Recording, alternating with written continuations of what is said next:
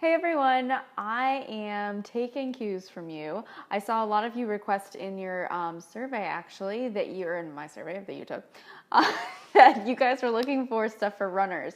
Tons of you are runners and I had no idea. And I recently started running a little bit more because I started doing Orange Theory. So I am becoming more familiar with the struggles of a runner. And I know how amazing it feels to just stretch out a little bit afterwards. So I wanted to give you guys kind of a post-run yoga stretch for those days that you are running and need to shake it out a little bit afterwards.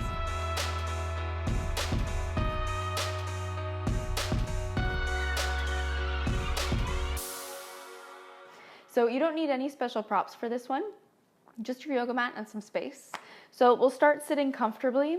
If that means crossing the legs for you, cross your legs. If you want to sit in any other way, that's fine as well. But take a second to get set up. Maybe rock back and forth so you're nice and even on the hips. Relax the shoulders. Take a couple breaths in and out through the nose. So especially if you just finished your run, you want to come off that super high energy feeling here and just ground things a little bit.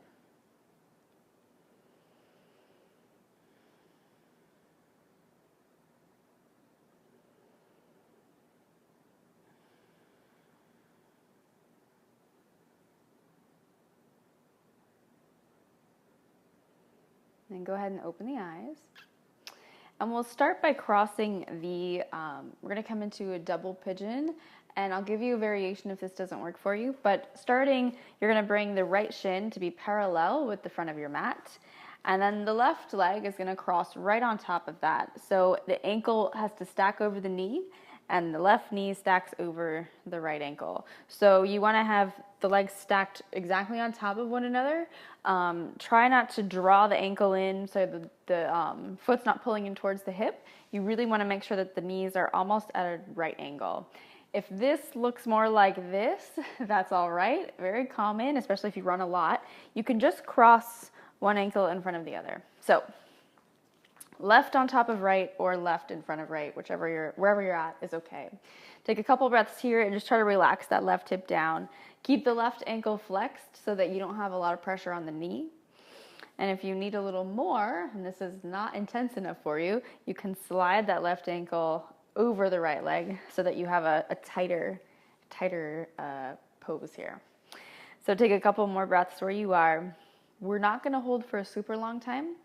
I just kind of want you to take a few mental notes for what you can do after your runs in general. Take a few more moments.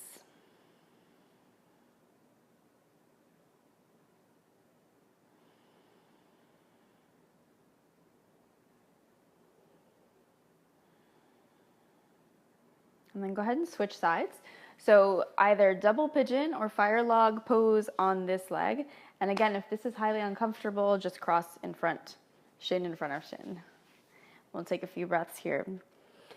And doing something that externally rotates the hips after a run is really important because it's going to, when you're running, you think about it, you're moving in one direction the whole time. So your legs are only moving in one direction. So to kind of get them off that center plane, get them out to the side is really great for the hips and good for stretching out as well. So this is a good one, even if it feels a little uncomfortable sometimes. Take a few more breaths. Make sure you're sitting up tall and you're breathing.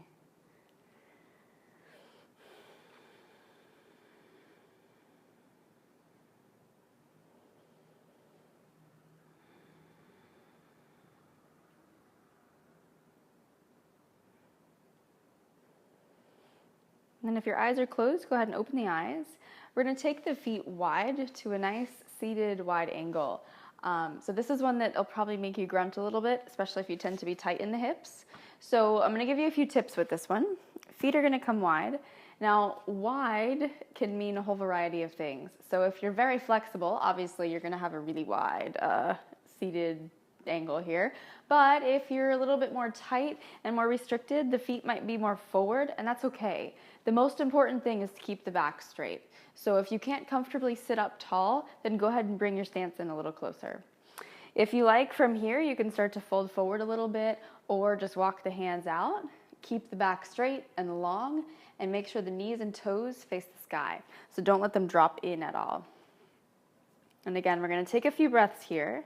This is another one that you can hold for longer if you're doing this on your own, outside of the video tomorrow or a different day. And with each breath out, try to relax the legs. So consciously pay attention to the hips, maybe sway side to side. Notice if you're holding back or resisting that stretch, and try to soften into it. Maybe flex and point the feet, give the ankles a little break.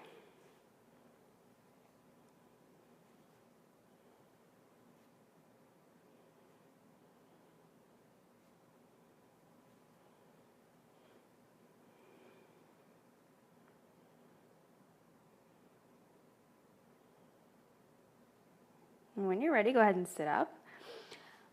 You can face whichever direction is easier for you. I'm going to stay facing you just so you can see me better.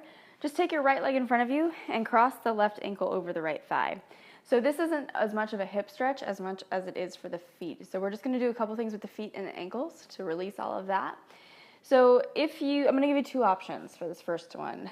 You can hold onto the ball of the foot and you're going to kind of roll the ankle. Clockwise is fine. We'll go the other way too.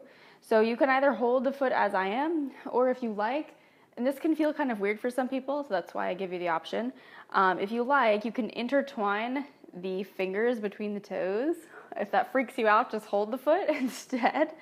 So we don't really think about stretching the toes at all, but you know, when your feet are crammed into sneakers for an extended period of time, or even high heels, ladies, if you're just working, it's a good thing to do, you know, it's important. So your feet are the foundation for everything. Start to turn the ankle the other way. So if the feet are tight, the ankles are tight, and guess what? Travels to the knees and the hips. So it's kind of a chain reaction at that point. It can cause little aches and pains.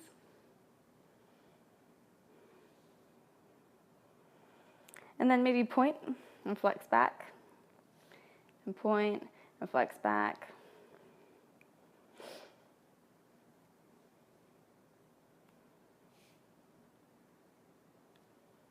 And then extend the left leg, just kind of shake out the feet a little bit. We'll do the same thing on the other foot. So left leg is extended, just cross the right foot over so you have access to the right foot. Holding the ball of the foot or interlacing the fingers between the toes, you're going to roll clockwise. Just pay attention that you're not putting pressure on the right knee either, so you don't have to lean on it. Just stabilize yourself.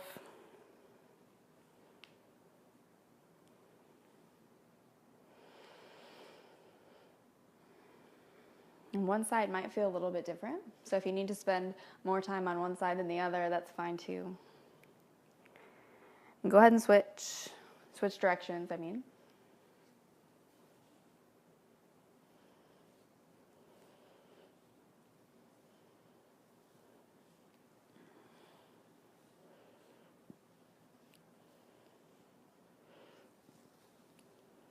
And then pause. We're going to point and flex. So we're just going to kind of gently draw the foot down in like a pointing direction. And then press up and flex. We'll do a few more. Pointing down. You can go as slow as you like. Flex.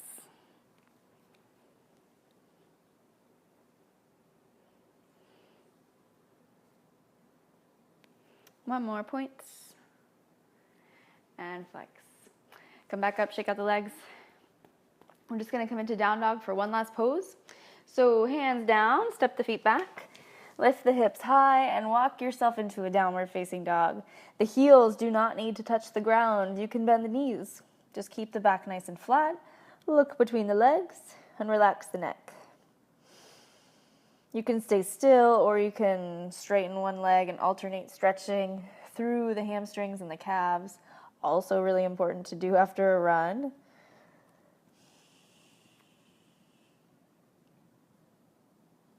And again, this is another one that you can hold for as long as you like. But for now, whenever you're ready, just go ahead and have a seat back where you started. You can cross the legs if you like. You can even lie down if that feels better. We're just going to take a few more breaths with our eyes closed to kind of come back to a neutral place. And bringing the energy level down again.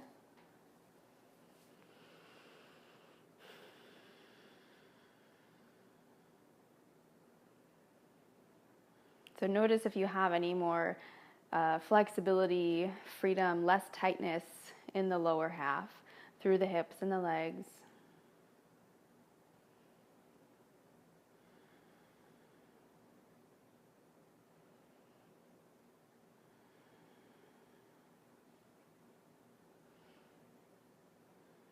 And take one more breath in.